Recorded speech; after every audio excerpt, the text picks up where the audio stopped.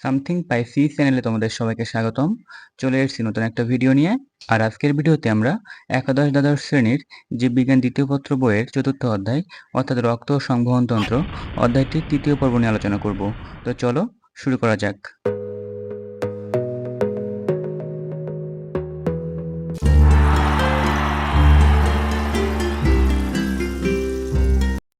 আজকের এই পর্বের আলোচনায় আমরা রক্তকণিকার যে তিনটি অংশ আছে অর্থাৎ লোহিত রক্তকণিকা, শ্বেত রক্তকণিকা এবং অনুচক্রিকা, এই তিনটি রক্তকণিকার শুধুমাত্র লোহিত রক্তকণিকা সম্পর্কে জানব। গত ভিডিওতে আমরা রক্তের উপাদান ভাগ করছিলাম, অর্থাৎ রক্তকে যখন সেন্ট্রিফিউগাল মেশিনে দিয়ে আমরা ঘূর্ণনের সৃষ্টি করছিলাম তখন সেখানে দুইটি উপাদান পেয়েছিলাম, রক্তরস এবং রক্তকণিকা। আমরা রক্তরস এবং রক্তকণিকা সম্পর্কে ডিটেলসে আলোচনা করেছিলাম এবং আজকের এই পর্বে আমরা রক্তকণিকার মধ্যে আরবিসি বা লোহিত রক্তকণিকা সম্পর্কে জানব। তো তার আগে আমরা এটা জেনে আসি যে রক্তকণিকাকে কেন কণিকা বলা হয়, কোষ কেন বলা হয় না। রক্তকণিকাকে কণিকা বলা হয় এই কারণে, কারণ এই রক্তকণিকাগুলো স্ববিভাজিত অর্থাৎ স্ববিভাজন প্রক্রিয়া এরা উৎপন্ন হয়। এই বিভাজন প্রক্রিয়ার নাম হচ্ছে হেমাটোপোয়েসিস এবং এই যে ক্ষুদ্র ক্ষুদ্র কণাগুলো এগুলো হচ্ছে আমাদের শরীরে যে কোষ আছে এই কোষের থেকেও অত্যন্ত ক্ষুদ্র এবং সুগঠিত এবং এই কণিকাগুলোকে বলা হয় লোহিত রক্তকণিকা, শ্বেত রক্তকণিকা এবং হচ্ছে অনুচক্রিকা। এদের গঠন ভিন্ন রকম এবং এদের কাজও ভিন্ন রকম, তাই এগুলোকে বলা হয় কণিকা। কিন্তু আমরা জানি যে কোষের কাজ কিন্তু প্রায় একই রকম, এজন্য এগুলোকে বলা হয় কণিকা এবং এই কণিকা উৎপন্ন হয় হচ্ছে স্ববিভাজন প্রক্রিয়ায় বা হেমাটোপোয়েসিস প্রক্রিয়ায়, অর্থাৎ ওই স্ববিভাজন প্রক্রিয়াকে বলা হয় হচ্ছে হেমাটোপোয়েসিস প্রক্রিয়া। বিভিন্ন পরীক্ষায় তোমার কোশ্চেন আসবে যে রক্তকণিকা সৃষ্টি হয় কোন প্রক্রিয়ায়? অ্যান্সার হবে হেমাটোপোয়েসিস প্রক্রিয়ায়।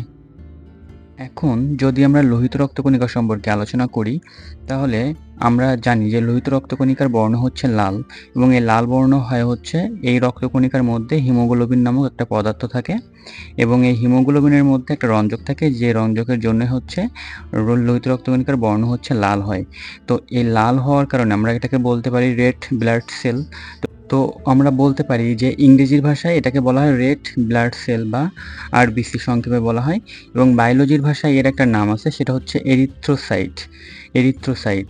তো যেহেতু এরিথ্রোসাইট, এটা সৃষ্টির প্রক্রিয়াকে বলা হবে এরিথ্রোপোয়েসিস, অর্থাৎ এরিথ্রোসাইট বা লোহিত রক্তকণিকা বা আরবিসি সৃষ্টির প্রক্রিয়াকে বলা হয় এরিথ্রোপোয়েসিস। এটা অনেকবার মেডিকেল পরীক্ষায় আসছে এবং আসবে, এটা তোমাদের মাথায় রাখতে হবে।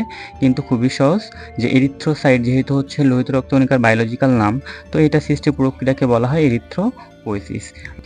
তাহলে আমরা বলতে পারি আরবিসি বা রেড ব্লাড সেল তৈরি হয় এরিথ্রোপোয়েসিস প্রক্রিয়ায়, লোহিত রক্তকণিকা সৃষ্টি হয় এরিথ্রোপোয়েসিস প্রক্রিয়ায় এবং এরিথ্রোসাইট অবশ্যই এরিথ্রোপোয়েসিস প্রক্রিয়ায় সৃষ্টি হয়। এখন চলো আমরা এই লোহিত রক্তকণিকার আকার এবং আকৃতি সম্পর্কে জানার চেষ্টা করি। তো এই লোহিত রক্তকণিকার আকার যদি আমরা খেয়াল করি তাহলে এটা হচ্ছে গোলাকার বা গোল আকৃতির এবং এই লোহিত রক্তকণিকাটির আকৃতি হচ্ছে দ্বি অবতলীয়। অবতল বলতে আমরা সবাই বুঝি, তো দ্বি অবতল বলতে কি বুঝি? অবশ্য দুই পাশ অবতল। তো চলো আমরা তার আগে রক্তনালীর ভিতর দিয়ে রক্ত কিভাবে প্রবাহিত হয় সেটা একটু দেখে আসি। এই হচ্ছে রক্তনালীর ভিতর দিয়ে প্রবাহিত লোহিত রক্তকণিকা, যা দেখতে দ্বি অবতলীয়। তো এখানে হচ্ছে আমরা দুইটা লেন্স দেখতে পাচ্ছি, একটি হচ্ছে কনভেক্স লেন্স বা উত্তল লেন্স এবং অন্যটি হচ্ছে কনকেভ লেন্স বা অবতল লেন্স। তো এখানে উত্তল লেন্সের মাঝখান বরাবর একটু মোটা এবং হচ্ছে অবতল লেন্সের মাঝখান বরাবর একটু সরু হয়ে ভিতরের দিকে চিকন হয়ে গিয়েছে। এখানে যদি আমরা খেয়াল করি প্রথম যে চিত্রটা সেটা হচ্ছে দুই পাশ অবতল বা এটাকে বলা হয় দ্বি অবতলীয়, দ্বিতীয়টা হচ্ছে এক পাশ অবতল এবং অন্য পাশ হচ্ছে সমতল এবং তৃতীয়টি হচ্ছে অবতল লেন্স। এখানে যদি আমরা আরবিসি খেয়াল করি, একটি আরবিসি, তাহলে দেখব যে প্রথমে যে বড় করে যেটা দেখা যাচ্ছে এটা এর উপরের পাশটা অবতল লেন্সের মতো দেখাচ্ছে অর্থাৎ অবতল এবং এর নিচের পাশটাও এরকম অবতল, তাই আমরা এটাকে বলতে পারি দ্বি অবতল। তাহলে আমরা দেখলাম যে লোহিত রক্তকণিকার আকার আকৃতি হচ্ছে দ্বি অবতল এবং হচ্ছে গোল। আমরা এখানে বলছি যে আরবিসি এর ফুল মিনিং হচ্ছে রেড ব্লাড সেল। এটা রেড ব্লাড সেল হবে না, এটা হবে হচ্ছে রেড ব্লাড কর্পাসল। কর্পাসল মানে হচ্ছে কণিকা এবং সেল মানে হচ্ছে কোষ। তো যেহেতু রক্ত কণিকাগুলো কোষ না কণিকা, তাই বলা হবে কর্পাসল। অর্থাৎ আমরা শ্বেত রক্ত কণিকার ক্ষেত্রেও বলবো যে হোয়াইট ব্লাড কর্পাসল, এরকম বলবো। এখন যদি আমরা এই লোহিত রক্তকণিকার অন্যান্য বৈশিষ্ট্য খেয়াল করি, তাহলে দেখব যে এই লোহিত রক্তকণিকাতে কোন কোন জিনিসগুলো নাই। আমরা জানি যে একটা কোষে অনেক বিষয় থাকে, যেমন কোষ প্রাচীর, কোষ ঝিল্লি, গোলগি বডি, নিউক্লিয়াস, ক্রোমোজোম, এইসব জিনিসপত্রগুলো একটা কোষে থাকে বা অঙ্গাণুগুলো একটা কোষে থাকে। কিন্তু এই যে অঙ্গাণুগুলোর কোনটা হচ্ছে আমার এই রক্তকণিকায় থাকবে না, অর্থাৎ লোহিত রক্তকণিকায় থাকবে না, সেগুলো একটু আমরা খেয়াল করি। এই লোহিত রক্তকণিকায় হচ্ছে নিউক্লিয়াস থাকবে না। Nucleus, Golgi body, lysosome, RNA, mitochondria, endoplasmic reticulum, এই অঙ্গাণুগুলো হচ্ছে আমাদের লোহিত রক্তকণিকাতে থাকবে না বা এগুলো নাই। তাহলে আমাদের এই বিষয়গুলো জানা অবশ্যই আবশ্যক, কারণ আমাদের আমাদের নিজেদের লোহিত রক্তকণিকায় কোন অঙ্গাণুগুলো নাই, কারণ আমরা জানি যে এক একটা অঙ্গাণুর কাজ এক এক রকম। তো যে অঙ্গাণুগুলো আমাদের লোহিত রক্তকণিকাতে নাই সেই কাজগুলো হবে না। তো আমাদের এটা জানা খুবই গুরুত্বপূর্ণ যে কোন অঙ্গাণুগুলো আমাদের লোহিত রক্তকণিকাতে অনুপস্থিত। তো এই যে বিষয়গুলো, এটা তোমরা হয়তোবা মুখস্থ করতে পারবে কিন্তু ভুলে যাবে। তো তার জন্য এটা তোমরা মনে রাখতে পারো একটা শর্টকাট টেকনিকে, সেটা হচ্ছে গণি মারে মণিকে, সেখানে লম্বা রানা নেই। অর্থাৎ এই গণির যে এটা হচ্ছে গোলগি বডি, গণির নিতে হচ্ছে নিউক্লিয়াস, এবং মাতে হচ্ছে মাইটোকন্ড্রিয়া, রেতে হচ্ছে রেটিকুলাম, এন্ডোপ্লাজমিক রেটিকুলাম, লম্বাতে হচ্ছে লাইসোসোম, এবং রানা হচ্ছে আরএনএ। তো নেই মানে হচ্ছে এই জিনিসগুলো হচ্ছে সেখানে নাই, অর্থাৎ লোহিত রক্তকণিকায় এই অঙ্গাণুগুলো হচ্ছে নাই, তাই বলা হচ্ছে গনিমারের অনিকে সেখানে লম্বা রানা নেই। এভাবে তোমরা এটা মনে রাখতে পারো। এখন যদি আমরা রক্তর বা আরবিসির অন্যান্য বৈশিষ্ট্য খেয়াল করি, তাহলে দেখব যে এই আরবিসিটা দেখতে হচ্ছে চাকতির মতো। আমরা কি চাকতি বুঝি? এই যে মানুষটা দাঁড়িয়ে আছেন, এনার নাম হচ্ছে ড্যানিয়েল স্টল। ইনি সুইডেনের একজন চাকতি নিক্ষেপকারী। এনার সর্বোচ্চ চাকতি নিক্ষেপের দূরত্ব হচ্ছে ৭১.৮৬ মিটার। এনার হাতে যে গোল জিনিসটা দেখা যাচ্ছে ওটাই হচ্ছে চাকতি। তো ইনি হচ্ছেন সুইডেনের হয়ে অলিম্পিকে স্বর্ণপদক জয় করেন, তাই তার স্কাল্পচারটা সে দেশে বানানো হয়েছে। তো এই যে চাকতি যেমন দেখতে, আমাদের লোহিত রক্তকণিকাও দেখতে এরকম গোল চাকতির মতো, এবং হচ্ছে দ্বিতীয় বোতল, সেটাই বোঝাচ্ছে। তো আমরা হচ্ছে তাহলে লোহিত রক্তকণিকা সম্পর্কে কিছু বৈশিষ্ট্য জানলাম, যে এটা হচ্ছে গোল, দ্বিতীয় বোতলীয়, এবং হচ্ছে নমনীয়, চাকতির মতো, লাল। এই বিষয়গুলো আমরা জানছি। এখন যদি আমরা খেয়াল করি যে প্রতি ঘন মিলিমিটার রক্ত, আমরা জানি যে তরল পদার্থের যে আয়তন হিসাব করা হয় সেটা ঘন মিলিমিটারে হিসাব করা হয়। তো হচ্ছে এখানে প্রতি ঘন মিলিমিটার রক্তে কি পরিমাণ আরবিসি থাকতে পারে সেটা আমরা দেখব। তো আমরা যদি ভ্রূণদেহের ক্ষেত্রে হিসাব করি, তাহলে সেই পরিমাণটা হচ্ছে ৭০ থেকে ৯০ লাখ। এখন ভ্রূণদেহ বলতে হচ্ছে আমরা বুঝি যে শুক্রাণু এবং ডিম্বাণু নিষেক প্রক্রিয়া মিলনের ফলে যে কোষটা তৈরি করে সেটাকে বলা হয় জাইগোট। এই জাইগোট কোষ বিভাজিত হয়ে যেটা তৈরি করে সেটা হচ্ছে ব্লাস্টুলা, ব্লাস্টুলা থেকে গ্যাস্ট্রুলা। এই গ্যাস্ট্রুলা কোষ থেকে যখন বিভিন্ন অঙ্গ-প্রত্যঙ্গ সৃষ্টি হতে থাকে, তখন ওই অবস্থাকে বলা হচ্ছে ভ্রূণ বা মানব ভ্রূণ, বা মানব না, যে কোনো প্রাণীর ভ্রূণ থাকতে পারে, যারা স্তন্যপায়ী সবারই ভ্রূণ থাকে, তা ওই অবস্থাকে ভ্রূণ বলে। ওই অবস্থায় ওই যে ভ্রূণ দেহ, ওইখানে হচ্ছে লোহিত রক্তকণিকার সংখ্যা থাকে ৮০ থেকে ৯০ লাখ। এরপর যখন এই ভ্রূণটা বড় হয়ে আর কি ভূমিষ্ঠ হয়, তখন সেই অবস্থাকে বা সেটাকে আমরা বলবো শিশু। এই শিশু অবস্থায় বা শিশু দেহে লোহিত রক্তকণিকার সংখ্যা থাকে হচ্ছে ৬০ থেকে ৭০ লাখ। তো এখানে খেয়াল করো, এই পরিমাণটা কিন্তু ভ্রূণদেহের থেকে ২০ লাখ কম। অর্থাৎ ওখানে ছিল ৮০, এখানে হয়ে গিয়েছে ৬০, ওখানে ছিল ৯০, এখানে গিয়েছে ৭০। তাহলে শিশুর দেহে ৬০ থেকে ৭০ লাখ, যেটা হচ্ছে ২০ লাখ কম ভ্রূণদেহ থেকে। পূর্ণবয়স্ক পুরুষের দেহে হচ্ছে ৫০ থেকে ৫৪ লাখ থাকে আরবিসি, এবং নারী দেহে থাকে হচ্ছে ৪৪ থেকে ৪৯ লাখ আরবিসি, এটা প্রতি ঘন মিলিমিটার রক্তে। এখন এই যে আরবিসি পরিমাণটা আমরা দেখলাম যে প্রতি ঘন মিলিমিটারে এত পরিমাণে থাকে, এক একটা বয়সের দেহে, অর্থাৎ ভ্রূণ দেহে, শিশুর দেহে, পুরুষ এবং নারী দেহে ভিন্ন ভিন্ন সব জায়গায়। তো এই পরিমাণটা যদি ২৫%-এর কম হয়, ২৫%-এর যদি কম হয়, তাহলে সেটাকে বলা হয় রক্তাল্পতা বা অ্যানিমিয়া। রক্তাল্পতা বলতে এখানে হচ্ছে আমাদের শরীরে রক্ত কমে যায়, রক্ত কমে গেলে আমাদের শরীরটা ফ্যাকাশে হয়ে যায়, আমরা সেটাকে বলি হচ্ছে অ্যানিমিয়া। তো এখন এই যে 25% কমে যাবে, এটা কার সাথে তুলনা করে কমে যাবে? এটা হচ্ছে 50 লাখের সাথে তুলনা করে যদি কমে যায় 25%, অর্থাৎ একটা গড় হিসেব করে ধরা হয়েছে যে 50 লাখ। এই 50 লাখের থেকে যদি 25% কমে যায়, তাহলে সেই অবস্থাকে আমরা বলব হচ্ছে অ্যানিমিয়া। এই অবস্থায় রক্ত মানে কমে যাওয়া মানে হচ্ছে আমরা জানি যে রক্তের হচ্ছে 45% রক্তকণিকা এবং এই 45% এর মধ্যে 44% হচ্ছে লোহিত রক্তকণিকা। তো এই লোহিত রক্তকণিকা কমে যাওয়া মানে হচ্ছে আমার হিমোগ্লোবিন কমে যাওয়া। হিমোগ্লোবিন কমে যাওয়া মানে লাল রংটা কমে যাওয়া। তো রক্তে যদি লাল রং কমে যায় অর্থাৎ হিমোগ্লোবিনের পরিমাণ কমে যায়, তাহলে নিশ্চয়ই আমাদের রক্ত লাল থাকবে না। কারণ আমরা জানি যে আমাদের রক্ত লাল হয় হচ্ছে হিমোগ্লোবিনের জন্যে। তাহলে রক্ত যেহেতু লাল থাকবে না, তার মানে কি? তখন হচ্ছে রক্তের কালারটা একটু ফ্যাকাশে হয়ে যাবে বা হলদেটে হয়ে যাবে। তো তার কারণে হচ্ছে আমাদের শরীরটাও একটু ফ্যাকাশে হয়ে যাবে। তখন হচ্ছে এই অবস্থাটা দেখে ডাক্তাররা বুঝতে পারে যে এই রোগীর হচ্ছে অ্যানিমিয়া হয়েছে বা শরীরে রক্ত কমে গিয়েছে। এখন এই যে আরবিসিতে যে হিমোগ্লোবিনের কথা বললাম, আমরা যদি হিমোগ্লোবিনটাকে ভাগ করি তাহলে এটাকে ২ টা অংশে ভাগ করা যায়। একটা হচ্ছে হিম নামক একটা অংশ, আরেকটা হচ্ছে গ্লোবিন নামক প্রোটিন অংশ। তো হিম নামক যে অংশটা আছে এর মধ্যে ২ টা অংশ থাকে। একটা হচ্ছে লৌহ অংশ বা আয়রন অংশ এবং অন্যটি হচ্ছে রঞ্জক অংশ।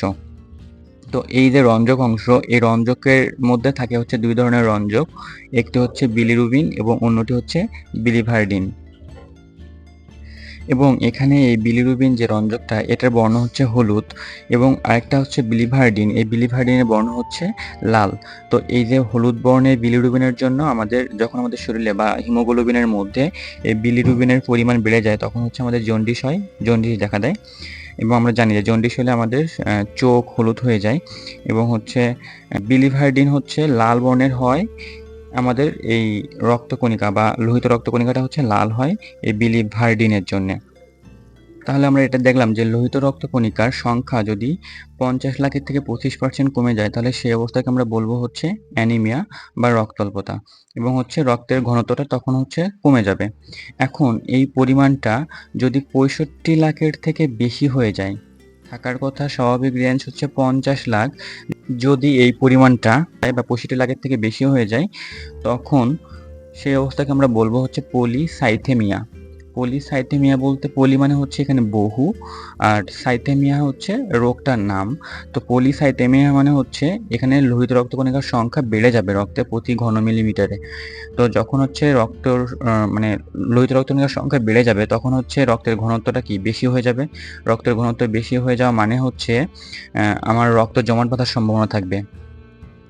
এবং আমরা জানি যে রক্ত হচ্ছে বিভিন্ন কোষে পুষ্টি সরবরাহ করে এবং অক্সিজেন সরবরাহ করে। তো যদি রক্ত চলাচলের পথে এরকম বাধা সৃষ্টি হয় অর্থাৎ রক্ত জমাট বেঁধে যায়, তখন কিন্তু আমাদের কোষে এবং ব্রেনে এই অক্সিজেন এবং পুষ্টিটা পৌঁছাবে না। তো যখন পৌঁছাবে না তখন কিন্তু আমাদের স্ট্রোকের মতো আ বিভিন্ন সমস্যার সৃষ্টি হবে এবং এছাড়াও এই পলিসাইথেমিয়ার কারণে আমাদের শরীরে ক্যান্সার সৃষ্টি হয়ে যেতে পারে। কারণ যখন হচ্ছে লোহিত রক্তকণিকার সংখ্যা বেড়ে যাবে তখন তুলনামূলকভাবে হচ্ছে আমার শ্বেত রক্তকণিকা এবং প্লেটলেট এদের পরিমাণটাও বেড়ে যাবে। তো আমরা জানি যে শ্বেত রক্তকণিকার সংখ্যা যদি অতিরিক্ত বেড়ে যায় তখন হচ্ছে আমাদের ক্যান্সার হয়ে যায়। তো এরকম বিভিন্ন সম্পর্ক আছে। তো এই হচ্ছে প্রক্রিয়া বা পলিসাইথেমিয়া কি তোমরা বুঝতে পারছো? এখন যদি আমরা আসি আরবিসি তৈরি হয় কিভাবে? তো আরবিসি তৈরি হয় হচ্ছে একেকটা বয়সের দেহে একেকভাবে তৈরি হয়। যেমন আমরা যদি মানব ভ্রূণের কথা হিসেব করি তাহলে মানব ভ্রূণে তৈরি হয় হচ্ছে কুসুমথলিতে। তো মানব ভ্রূণ বলতে আমি একটু আগে বলছি যে গ্যাস্ট্রুলা পর্যায় থেকে যখন বিভিন্ন অঙ্গ-প্রত্যঙ্গ সৃষ্টি হবে তখন সেই অবস্থাকে বলবো হচ্ছে আমরা মানব ভ্রূণ। তো এই মানব ভ্রূণে তৈরি হয় হচ্ছে কুসুমথলি থেকে। একটা থলি বিশেষ যে থলিটার সাথে ভ্রূণটা কানেক্টেড থাকে। তো চলো এইটা হচ্ছে আমরা একটা চিত্রের মাধ্যমে বোঝার চেষ্টা করি। এখানে এই ভ্রূণের সামনে যে থলিটা এটা হচ্ছে আমার কুসুমথলি। এই কুসুমথলি থেকে হচ্ছে আমাদের আরবিসিটা তৈরি হবে যখন হচ্ছে ভ্রূণটা মাতৃদেহে অবস্থান করবে। এবং এই ভ্রূণটার বয়স তখন থাকে হচ্ছে ৩ মাস। অর্থাৎ আমরা বলতে পারি যে ৩ মাস বয়সে মানব ভ্রূণে আরবিসি তৈরি হয় হচ্ছে কুসুমথলি থেকে। এবং এই ভ্রূণটার বয়স যখন ৩ মাস থেকে বেড়ে ৬ মাস হয় তখন এই যে আরবিসি এটা তৈরি হয় হচ্ছে যকৃৎ থেকে। অর্থাৎ মানব ভ্রূণের বয়স যখন ৬ মাস হয় ৩ মাস থেকে তখন তার দেহে রক্ত উৎপন্ন হয় হচ্ছে যকৃৎ থেকে। অর্থাৎ তার দেহে তখন যকৃৎ তৈরি হয়ে যায় বা যকৃতের যে আকারটা সেটা অনেক ছোট থাকে। তো সেইখান থেকে মূলত হচ্ছে তার আরবিসি তার শরীরে যে আরবিসিটা এটা তৈরি হয়। এরপরে যখন সে ভূমিষ্ঠ হয় অর্থাৎ পৃথিবীতে আসে, তখন তার যে দেহের লোহিত রক্তকণিকা এটা উৎপন্ন হয় হচ্ছে তার দেহের যে হাড় থাকে, এই হাড়ের ভিতরে যে মজ্জা থাকে, এই মজ্জার ভিতরে কিছু কোষ থাকে, সেই কোষগুলোকে বলা হয় স্টেম কোষ। অর্থাৎ অস্থিমজ্জার স্টেম কোষ থেকে তার এই কোষগুলো, তার এই লোহিত রক্তকণিকাগুলো তৈরি হয়। তাহলে এইভাবে হচ্ছে মানব দেহে ৩ ভাবে হচ্ছে রক্তকণিকা হিসেবে লোহিত রক্তকণিকা উৎপন্ন হতে পারে। এবং তাহলে এই স্টেম কোষ থেকে হচ্ছে আমাদের জন্মের পরে রক্তকণিকাগুলো তৈরি হয়, মানে রক্তকণিকার যে লোহিত রক্তকণিকা এটা তৈরি হয় হচ্ছে স্টেম কোষ থেকে জন্মের পরে। এবং জন্মের আগে যখন মায়ের দেহের সাথে আমরা সংযুক্ত অবস্থায় থাকি তখন হচ্ছে আমাদের ৩ মাস যখন বয়স থাকে তখন হচ্ছে কুসুমথলি থেকে, এবং যখন ৬ মাস বয়স হয় তখন হচ্ছে যকৃৎ থেকে আমাদের লোহিত রক্তকণিকা উৎপন্ন হয়। এখন এই যে স্টেম কোষ থেকে যে লোহিত রক্তকণিকা উৎপন্ন হয় জন্মের পরে, এই স্টেম কোষটা হচ্ছে বড় নিউক্লিয়াস বিশিষ্ট। আমরা কিন্তু একটু আগে দেখে আসছিলাম যে লোহিত রক্তকণিকার কিন্তু নিউক্লিয়াস থাকে না। কিন্তু এই লোহিত রক্তকণিকাটা যে কোষ থেকে উৎপন্ন হয় সেই কোষের কিন্তু নিউক্লিয়াস আছে। অর্থাৎ সেই কোষের নিউক্লিয়াসটা বড় নিউক্লিয়াস বিশিষ্ট। বড় নিউক্লিয়াস বিশিষ্ট এই কোষটা থেকে অগণিত লোহিত রক্তকণিকা উৎপন্ন হতে থাকে। এবং বড় এই যে নিউক্লিয়াস বিশিষ্ট যে কোষটা, এই কোষটাকে বলা হয় এরিথ্রোব্লাস্ট। কি বলা হয়? এরিথ্রোব্লাস্ট। তাহলে স্টেম কোষের যে বড় কোষ সেটাকে বলা হয় হচ্ছে এরিথ্রোব্লাস্ট। এটা বড় নিউক্লিয়াস বিশিষ্ট। এই কোষটা থেকে হচ্ছে আমাদের নিউক্লিয়াস বিহীন লোহিত রক্তকণিকা উৎপন্ন হয়। এই এরিথ্রোব্লাস্ট এটা হচ্ছে অবিরামভাবে তোমার লোহিত রক্তকণিকা উৎপন্ন করে। অর্থাৎ এই যে এরিথ্রোব্লাস্ট, এই এরিথ্রোব্লাস্ট হচ্ছে স্টেম কোষের একটা নাম। অর্থাৎ বড় নিউক্লিয়াসযুক্ত এরিথ্রোব্লাস্ট নামক স্টেম কোষ আমরা বলতে পারি। এই কোষটা থেকে হচ্ছে আমাদের অবিরামভাবে তোমার লোহিত রক্তকণিকা উৎপন্ন হয়। এবং এই যে লোহিত রক্তকণিকা, এই লোহিত রক্তকণিকার মধ্যে যে হিমোগ্লোবিনটা ছিল, সেই হিমোগ্লোবিনের মধ্যে আমরা দেখছিলাম যে লৌহ নামক একটা অংশ ছিল এবং রঞ্জক নামে একটা অংশ ছিল। তো এই যে লৌহ নামক যে অংশটা, এই লৌহ নামক অংশটা হচ্ছে আমাদের যে যকৃৎ থাকে, যকৃৎ বা লিভার থাকে, সেই লিভারের মধ্যে হচ্ছে জমা থাকে। এবং এটা হচ্ছে ওই যকৃতের মধ্যে হচ্ছে ফেরিটিন হিসেবে জমা থাকে। অর্থাৎ এখানে এমন কোশ্চেন আছে যে হিমোগ্লোবিনের যে লৌহ অংশ এটা যকৃতে কী হিসেবে জমা থাকে? তো অ্যান্সার হবে হচ্ছে ফেরিটিন হিসেবে যকৃতের মধ্যে জমা থাকে। এবং এখানে যে এই যে রঞ্জক নামে যে অংশটা ছিল, সেই রঞ্জকের ২টা অংশ ছিল, একটা বিলিরুবিন, একটা বিলিভাইডিন। তো বিলিরুবিন যেটা সেটা হচ্ছে হলুদ বর্ণের, বিলিভাইডিন হচ্ছে লাল বর্ণের। তো এই বিলিরুবিন অংশটা তো আমাদের শরীরে থাকার দরকার নেই। তো তার জন্যে এই বিলিরুবিন অংশটা প্রস্রাবের মাধ্যমে, অর্থাৎ কিডনি হয়ে প্রস্রাবের মাধ্যমে আমাদের দেহ থেকে বাইরে বের হয়ে যায় এবং যতটুকু শরীরে থাকার দরকার ততটুকু থেকে যায়। এখন এই যে হিমোগ্লোবিন অংশটা, এই একটা হিমোগ্লোবিন অণু হচ্ছে ৪টা অক্সিজেনের সাথে যুক্ত হতে পারে। তাই আমরা এখানে লিখতে পারি যে একটি হিমোগ্লোবিন এর সাথে ৪টি অক্সিজেন যুক্ত হতে পারে। এখানে Hb দ্বারা হচ্ছে হিমোগ্লোবিনকে বোঝানো হয়েছে। Hb দ্বারা হিমোগ্লোবিনকে বোঝানো হয়েছে এবং সব জায়গায় বিক্রিয়ার ক্ষেত্রে এভাবেই লেখা হবে যে হিমোগ্লোবিন বা Hb। তো একটা Hb হচ্ছে ৪টা অক্সিজেনের সাথে যুক্ত হতে পারে। এখন প্রশ্ন হচ্ছে যে আমাদের শরীরে রক্তকণিকা হিসেবে লোহিত রক্তকণিকা কেন প্রয়োজন? কেন দরকার পড়ে? তো একটা বিষয় খেয়াল করো, আমরা যখন ব্যায়াম করি তখন কিন্তু আমাদের কোষগুলোর বেশি পরিমাণে পুষ্টির দরকার হয়। তো বেশি পরিমাণ পুষ্টি যখন কোষে পৌঁছায় তখন পুষ্টির সাথে, সাথে অক্সিজেনে পৌঁছায় আমরা জানি। গত ভিডিওতে আমরা আলোচনা করেছিলাম। তো বেশি পরিমাণ পুষ্টি এবং বেশি পরিমাণ অক্সিজেন কিন্তু কোষে পৌঁছায়, সেগুলো খরচ হয়ে যায়। তো আল্টিমেটলি আমাদের ঘাটতি পড়ে, রক্তে হচ্ছে অক্সিজেনের ঘাটতি পড়ে ব্যায়াম করার ফলে। এরপর যদি আমাদের রক্তপাত হয়ে যায়, তাহলে রক্ত যখন শরীর থেকে বের হয়ে যায় তখন রক্তের সাথে, সাথে অক্সিজেন এবং পুষ্টি উপাদান বাইরে বের হয়ে যায়। তাহলে এটাও ঘাটতি পড়ে। আবার ব্যায়াম করার পরে, রক্তপাত হওয়ার পরে অথবা যদি আমরা কোনো উঁচু স্থানে অবস্থান করি, আমরা জানি যে উঁচু স্থানে যখন আমরা পৌঁছাই বা উঁচু স্থান বলতে আমরা যদি পাহাড়ি অঞ্চলকে ধরি, যে সিকিম, দার্জিলিং, এছাড়া হিমালয় পর্বত, বাংলাদেশের সাজেক ভ্যালি, কিংবা তুমি যদি প্লেনে করে উপর দিয়ে যাও, তখন হচ্ছে সেখানে বায়ুচাপটা কম থাকে। তো বায়ুচাপ কম থাকার কারণে, বা সেখানে বায়ুচাপ কম থাকা মানে কি, সেখানে অক্সিজেন কম থাকবে। কারণ হচ্ছে বায়ুচাপ কম মানে বায়ুর ঘনত্বটা কমে যাওয়া। তো অক্সিজেন কম থাকলে আমাদের কম পরিমাণ অক্সিজেন আমাদের শরীরে ইনটেক হবে, যার কারণে হচ্ছে অক্সিজেনের ঘাটতি পড়বে। এছাড়া আমাদের অস্থিমজ্জার যে কোষ থেকে লোহিত রক্তকণিকা উৎপন্ন হয় সেই কোষটা যদি ক্ষতিগ্রস্ত হয় এবং রক্তে যদি কম পরিমাণ হিমোগ্লোবিন উৎপন্ন হয়, তখন হচ্ছে আমাদের শরীরে অক্সিজেনের পরিমাণ কমে যাবে এবং অক্সিজেনের পরিমাণ কমার সাথে সাথে আমাদের যে পুষ্টি উপাদান পৌঁছানোর দরকার ছিল সেটাও কমে যাবে। তো এর জন্য হচ্ছে আমাদের শরীরে মানে হিমোগ্লোবিনটা বা লোহিত রক্তকণিকাটা উৎপন্ন হওয়া জরুরি হয়ে পড়ে। সেই মুহূর্তে যখন হচ্ছে আমাদের শরীরে এরকম অবস্থা দেখা দেয়, তখন এই অবস্থাটা শনাক্ত করে হচ্ছে আমাদের কিডনি, এবং কিডনি এই অবস্থাটা শনাক্ত করে এরিথ্রোপয়েটিন নামক একটা হরমোন ক্ষরণ করে। এই এরিথ্রোপয়েটিনটার কাজ হচ্ছে এই যে স্টেম কোষটা ছিল, এই স্টেম কোষকে উদ্দীপ্ত করা যে রক্তে অক্সিজেনের পরিমাণ কমে গিয়েছে, তুমি হচ্ছে মানে লোহিত রক্তকণিকা উৎপন্ন করো। তো লোহিত রক্তকণিকা উৎপন্ন করা মানে কি? লোহিত রক্তকণিকার সাথে সাথে হিমোগ্লোবিনটা উৎপন্ন হওয়া, আর শুধুমাত্র অংশ বা হিমোগ্লোবিন এর সাথে হচ্ছে অক্সিজেনটা যুক্ত হতে পারে, এবং অক্সিজেন পরিবহন হওয়ার জন্য এই হিমোগ্লোবিনটা দরকার। কারণ অক্সিজেন এই হিমোগ্লোবিনের সাথে মিশে অক্সি হিমোগ্লোবিন হিসেবে পরিবাহিত হয়। অক্সিজেন কিন্তু একা একা পরিবাহিত হতে পারে না। তো তার জন্য আমাদের শরীরে হিমোগ্লোবিনটা দরকার, আর এই হিমোগ্লোবিনটা থাকে হচ্ছে লোহিত রক্তকণিকার মধ্যে। এই জন্য হচ্ছে লোহিত রক্তকণিকাটা উৎপন্ন হওয়া দরকার। লোহিত রক্তকণিকা উৎপন্ন হলেই হচ্ছে অক্সিজেনটা হিমোগ্লোবিনের সাথে মিশতে পারবে এবং অক্সি হিমোগ্লোবিন রূপে পরিবাহিত হয়ে কোষে পৌঁছাতে পারবে। একইভাবে এই লোহিত রক্তকণিকা শুধুমাত্র পুষ্টি উপাদান পরিবহন করে নিয়ে যায়, তো তার জন্য এই লোহিত রক্তকণিকা উৎপন্ন হওয়া দরকার। একইভাবে যদি আমার শরীরে যদি লোহিত রক্তকণিকা অনেক বেশি উৎপন্ন হয়ে যায়, তখন হচ্ছে কিডনি ইরিথ্রোপয়েটিন হরমোন উৎপাদন কমিয়ে দেয়। আর উৎপাদন কমিয়ে দেওয়া মানে কি? কোনো সংকেত যাচ্ছে না স্টেম কোষে, এই স্টেম কোষটাও তোমার লোহিত রক্তকণিকা উৎপাদন কমিয়ে দেয়। তখন হচ্ছে ওই যে বেশি পরিমাণে অক্সিজেন এবং পুষ্টি উপাদান পরিবাহিত হয়ে কোষে যাচ্ছিল, এটা হচ্ছে কমে যায়, এবং এভাবে হচ্ছে ব্যালেন্স করা হয়।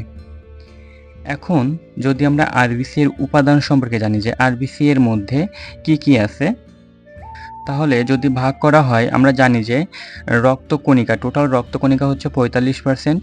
এই 45% রক্তকণিকার মধ্যে 44% হচ্ছে আমার আরবিসি, এবং বাকি 1% হচ্ছে শ্বেত রক্তকণিকা এবং হচ্ছে প্লেটলেট। তো এখানে এই যে 44% লোহিত রক্তকণিকা, এটাকে যদি আমরা 100%-এ কনভার্ট করি, তাহলে এই 100%-এর মধ্যে 60 থেকে 70% হচ্ছে পানি। কি বললাম আমি? 44% লোহিত রক্তকণিকা। এই 44%কে যদি আমরা এখন মনে মনে 100% ধরি, তাহলে এই 100%-এর মধ্যে হচ্ছে 60 থেকে 70% হচ্ছে পানি। বাকি যে 30 থেকে 40% আছে, এই 30 থেকে 40% হচ্ছে কঠিন পদার্থ। তাহলে এখানে যে বাকি যে 30 থেকে 40%, এই বাকি 30 থেকে 40% হচ্ছে কঠিন পদার্থ, এবং এই যে 30 থেকে 40%, এই পার্সেন্টটাকে যদি আবার 100%-এ কনভার্ট করা হয়, তাহলে ওই 100%-এর মধ্যে 90% হচ্ছে হিমোগ্লোবিন, এবং বাকি যে 10%, এই 10% হচ্ছে তোমার বিভিন্ন অজৈব উপাদান, যেমন ফসফেট, বিভিন্ন অজৈব লবণ, কোলেস্ট্রল, তারপর পটাশিয়াম, এরকম বিভিন্ন জিনিসপত্র থাকতে পারে। তো সেটা হচ্ছে বাকি 10%। তো এই যে 90% হিমোগ্লোবিন, এই 90% হিমোগ্লোবিন হচ্ছে একটা লোহিত রক্তকণিকার 33%। অর্থাৎ একটা লোহিত রক্তকণিকার যে ওজন, এবং লোহিত রক্তকণিকার মধ্যে যেহেতু হিমোগ্লোবিন থাকে, ওই হিমোগ্লোবিনটা হচ্ছে ওই টোটাল লোহিত রক্তকণিকার, একটা লোহিত রক্তকণিকার ওজনের 33%। তাহলে এখন যেটা বলেছি, এই প্রেক্ষিতে আমরা এখানে লিখতে পারি যে একটি আরবিসিতে হিমোগ্লোবিনের পার্সেন্টেজ হচ্ছে বা শতকরা পরিমাণ হচ্ছে 33%। অর্থাৎ একটা আরবিসি এর ওজন যেটা হবে, সেখানে হিমোগ্লোবিন দখল করে নিয়েছে হচ্ছে 33%। তাই আমরা এখানে লিখতে পারি যে একটি আরবিসি এর 33% হচ্ছে হিমোগ্লোবিন। এটা আমরা লিখতেই পারি। এখন হিসেব করে এটা দেখা গিয়েছে যে প্রতি 100 মিলিমিটার রক্তে মাত্র 16 গ্রাম হিমোগ্লোবিন থাকে। তাহলে একবার ভাবো যে প্রতি 100 মিলিমিটার রক্তে যদি 16 গ্রাম হিমোগ্লোবিন থাকে, তাহলে আমাদের টোটাল যে লোহিত রক্তকণিকা, সেখানে 90% হচ্ছে হিমোগ্লোবিন। তাহলে 90% হিমোগ্লোবিন থাকে হচ্ছে টোটাল লোহিত রক্তকণিকায়। তাহলে এখানে যদি হচ্ছে আমরা লোহের পরিমাণটা হিসেব করি, তাহলে আমরা জানি যে হিমোগ্লোবিনের মধ্যে হিম থাকে এবং গ্লোবিন নামক প্রোটিন থাকে। এই হিম নামক যে অংশ, এখানে হচ্ছে লৌহ থাকে। তো এই যে এত হিমোগ্লোবিন, এই টোটাল হিমোগ্লোবিনে টোটাল লৌহ থাকে হচ্ছে 2.5 গ্রাম, এবং এবং আমাদের শরীরে টোটাল যে লৌহ থাকে, টোটাল একবারে সর্বমোট সব মিলে যে লৌহ বা আয়রন থাকে, সেই আয়রনটা এই হিমোগ্লোবিনের যে আয়রনটা আছে 2.5 গ্রাম, এটা হচ্ছে ওই টোটাল লৌহের 65%। আশা করি এই শতকরার হিসেবটা তোমরা বুঝতে পারছো। তার সাথে সাথে এটা বুঝতে পারতেছো যে আমাদের শরীরে টোটাল যে লৌহ থাকে তার বেশিরভাগই থাকে হচ্ছে আমাদের এই লোহিত রক্তকণিকা, অর্থাৎ রক্তের মধ্যে হচ্ছে লৌহের পরিমাণটা বেশি থাকে এবং এই লৌহটা বাহিত হয়ে বিভিন্ন কোষে পৌঁছায় বিভিন্ন কাজ করার জন্য। এখানে হচ্ছে আমরা একটি লোহিত রক্তকণিকা দেখতে পাচ্ছি। এই একটা লোহিত রক্তকণিকার মধ্যে যে পরিমাণ হিমোগ্লোবিন থাকে সেই পরিমাণটা যদি আমরা হিসেব করি তাহলে সেটা হচ্ছে মাত্র 29 পিকোগ্রাম, অর্থাৎ গ্রাম এককে যদি হিসেব করি তাহলে 1 গ্রাম তো আর হবে না, সেটা অনেক বেশি হয়ে যায়। তো এটা অনেক কম এই পরিমাণটা, অর্থাৎ একটি আরবিসিতে হিমোগ্লোবিনের পরিমাণ হচ্ছে মাত্র 29 পিকোগ্রাম। এটা আমাদের মাথায় রাখতে হবে, এটা আমাদের বিভিন্ন পরীক্ষায় আসে। তো এখন যদি হচ্ছে আমরা আরবিসি এর বা লোহিত রক্তকণিকা এর কাজ খেয়াল করি যে এই লোহিত রক্তকণিকা কী কী কাজ করে আমাদের শরীরে, তাহলে কিছু গুরুত্বপূর্ণ কাজ আমরা এখানে লিখব বা তোমাদের দেখাবো। কারণ লোহিত রক্তকণিকা অনেক কাজ করে, তার মধ্যে গুরুত্বপূর্ণ 2 থেকে 3টা কাজ হচ্ছে আমরা এখানে দেখানোর চেষ্টা করব। তো লোহিত রক্তকণিকা প্রথম যে কাজটা করে সেটা হচ্ছে রক্তের ঘনত্ব এবং সান্দ্রতা রক্ষা করে। অর্থাৎ লোহিত রক্তকণিকা আমি বলেছিলাম যে 25%-এর কম হলে সেই অবস্থাকে অ্যানিমিয়া বলে এবং 65 লাখের বেশি হয়ে গেলে সেটাকে বলে পলিসাইথেমিয়া। তো পলিসাইথেমিয়া হলে কি সমস্যা হইতে পারে বলেছিলাম, যেখানে ঘনত্বের একটা বিষয় আছে। তো এই ঘনত্বটা রক্ষা করা হচ্ছে আমাদের লোহিত রক্তকণিকা উৎপাদন বা কতটুকু কিভাবে হচ্ছে এটা। তো রক্তের ঘনত্ব এবং সান্দ্রতা রক্ষা করে হচ্ছে এই আরবিসি বা লোহিত রক্তকণিকা। এছাড়াও আমাদের এই লোহিত রক্তকণিকাতে বিভিন্ন অ্যান্টিজেন থাকে। এই অ্যান্টিজেন হচ্ছে আমাদের ব্লাড গ্রুপিং যে আমরা করি, যে A positive, A negative, B positive, B negative, এই যে ও পজিটিভ, ও নেগেটিভ, এই যে বিভিন্ন গ্রুপিং করি, এই গ্রুপিংয়ের জন্য অ্যান্টিজেনটা কাজে লাগে। এছাড়াও এই লোহিত রক্তকণিকা হচ্ছে রক্তের ভিতরে যে অম্ল এবং ক্ষারের যে বিষয়টা এটাও নিয়ন্ত্রণ করে থাকে। তো এই যে আরবিসি এটা তো তৈরি তো হলো, কিন্তু যদি না মরে বা না শেষ হয়ে যায় তাহলে কি একজন দিয়ে কি সারা জীবন রাজত্ব করে যাবে? এজন্য এটা নষ্ট হইতে হবে বা ধ্বংস হয়ে যেতে হবে। তো ধ্বংস হওয়ার জন্য আমাদের শরীরে যকৃৎ এবং প্লীহা নামক যে জায়গাটা আছে, এই যকৃৎ এবং প্লীহায় এখানে ম্যাক্রোফেজ নামক একটা কোষ থাকে। এই ম্যাক্রোফেজ কোষ যখন হচ্ছে এই লোহিত রক্তকণিকার আয়ুষ্কাল হচ্ছে 120 দিন। 120 দিন পরে এই লোহিত রক্তকণিকা যখন এখানে পৌঁছায় তখন হচ্ছে এই ম্যাক্রোফেজ কোষটা হচ্ছে লোহিত রক্তকণিকাকে ভক্ষণ করে নষ্ট করে ফেলে বা শেষ করে ফেলে এবং নতুন লোহিত রক্তকণিকা উৎপন্ন করে। তো এইটা প্রসেসিংটা সবসময় চলতেই থাকে, একে ধ্বংস হতেই আছে, সৃষ্টিও হতে আছে, এই জন্য হচ্ছে আমরা বুঝতে পারি না। ঠিক এই কারণে হচ্ছে 120 দিন বা 4 মাস পর পর আমাদের ব্লাড দেওয়ার কথা বলা হয়। তো আশা করি এই পর্যন্ত তোমরা সবাই বুঝতে পারছো। সামথিং পাইসিস চ্যানেলের সাথে থাকার জন্য ধন্যবাদ সবাইকে।